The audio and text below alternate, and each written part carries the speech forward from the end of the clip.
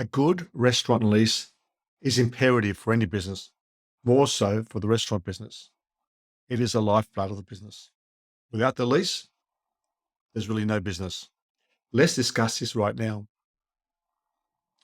Okay, you've just narrowed it down to 2 or 3 sites and you're in the process of negotiating with the landlords.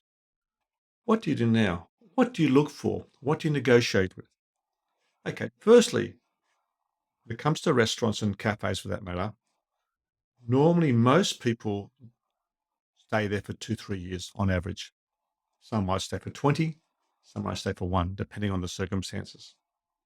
So taking into the average, say, 3-year mark, after 3 years, you need to have enough lease left over so that the next person can pay a decent price for your Goodwill and have a long lease so that they can repay the price for the restaurant or the Goodwill and make a profit, and then look at negotiating a new lease down the track when they decide to move on as well too. So what do you ask for? What do you look for? The essential components. Okay, the number one thing is obviously the price. What is the lease? Some landlords just pull numbers out of the sky, but you need to be sure of what is a fair rent. When you compare a price or the lease cost of a certain area, a restaurant for that matter, it is similar or should be similar to a similar area in the same location. If it, say, for example, the other property leased is similar, position, size, etc., and it's a bike shop or a clothing store or some other purpose, there's no real reason why you should be paying a premium on top of that, unless there's some equipment comes with it or something different. But basically, if they've got the same aspect, same size, pretty similar, they should be similar rents. So you've got to do research. What is everyone else paying in the area? Then you've got to discuss incentives. Are you getting rent-free period?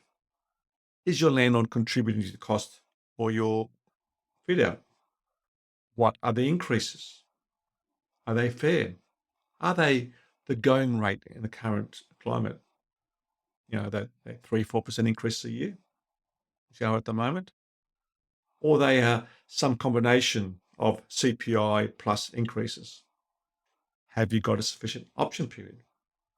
Is it a straight out increase, or does it go to market value?